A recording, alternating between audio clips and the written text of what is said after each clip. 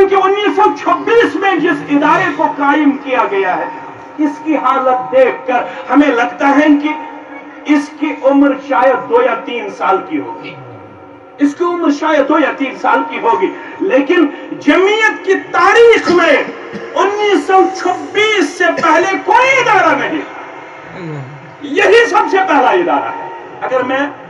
اگر میں کہنے میں سچا ہوں، جب تک میں نے تاریخ کا مطالعہ کیا 1926 سے پہلے ریاستی جموں کشمیر میں بحیثیت ادارہ کوئی ادارہ ہمیں نظر نہیں آ رہا، یہی پہلا ادارہ ہے۔ لیکن اس کی حالت مغل پرستان کے اہل حدیثوں کے لیے بالخصوص اور عام مسلمانوں کے لیے بالخصوص ایک چیلنج ہے۔ اگر آپ کے گھروں کی طرف نظر دوڑایا جائے، کیا آپ کے گھر 1926 کی طرح نظر آ رہے ہیں؟ آپ کے گھر میں الحمدللہ وہ فیسلٹیز اویلیبل ہے جو ریاستی جموں کشمیر کے سٹی اور ٹاؤن میں اس وقت لوگوں کو میسر ہے؟ آپ کے گھر میں وہی فیسلٹیز ہمیں دیکھنے کو مل رہی ہے، لیکن یہ ادارہ بس وہی شکل پیش کرتا ہے جو 1926 یا 1988 میں اس ادارے نے پیش کی ہے۔